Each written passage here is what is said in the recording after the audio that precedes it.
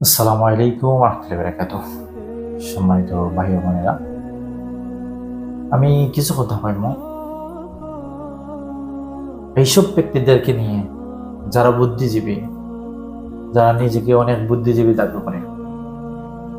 আমার আফসোস হয় তাদের জন্য যে তারা বুদ্ধিজীবী, কিন্তু তারা আল্লাহর দ্বীনের বিরোধী, তারা ইসলামের বিরোধী, তারা কোরআনের বিরোধী।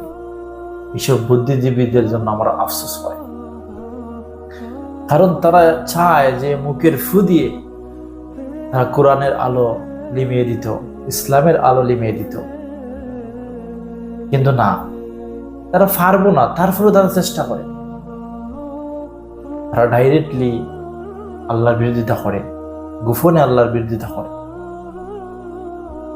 তারা ইতিহাস জানে না যে আগের কত বড় বড় নমরুদ, আবু জাহেল এখন কোরআনের আলোকে, দ্বীনের আলোকে লিমিয়ে দেওয়ার জন্য কত চেষ্টা করছে, কিন্তু তারা পারেনি।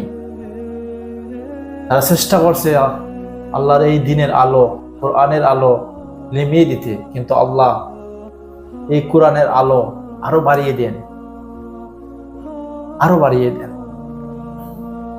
তাই আমি বলবো এইসব বুদ্ধিজীবী বলতে রে, তোমরা যে কোরআনের বিরোধিতা করো, তোমরা যে ইসলামের বিরোধিতা করো, কেন করো? তোমরা তো নিজেকে মুসলমান দাবি করো, তোমরা তো বলো তোমরা মুসলমান, তাহলে কেন তোমরা এই ইসলামের বিরোধিতা করো? তোমরা কেন ডাইন রাস্তায় না গিয়ে বাম রাস্তায় যাও, যে রাস্তায় আল্লাহ নিষেধ করছেন যে ডাইন হলো মুমিনের রাস্তা আর বাম হইলো শয়তানের রাস্তা? তোমরা জেনে উনে কেন শয়তানের রাস্তায় যাও?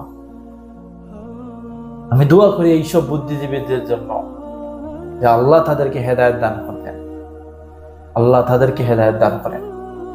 হে আল্লাহ, তুমি তো এইসব বুদ্ধিজীবী বলতে তুমি হেদায়েত দান করো, যারা না বুঝে না জেনে ইসলামের বিরোধিতা করে। কেন তোমরা ইসলামের বিরোধিতা করো?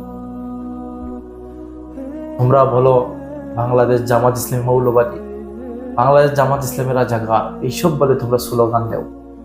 তোমরা চাও যে বাংলাদেশ জামাত ইসলামীকে মানুষের কাছ থেকে দূরে ঠেলে দিতে। তোমরা চাও যে মানুষের কাছে বাংলাদেশ জামাত ইসলামের কালার বানাইতে, কিন্তু না, তোমরা পারবে না। কারণ আমার আল্লাহ যে চাই না, তোমরা কখনো পারবে না। যত তোমরা চেষ্টা করবা, তত মানুষের দিলের ভিতরে আল্লাহ ভালোবাসা দিয়ে দিবে বাংলাদেশ জামাত ইসলামের জন্য। এই ভুল করবা না, এটা ভালো না।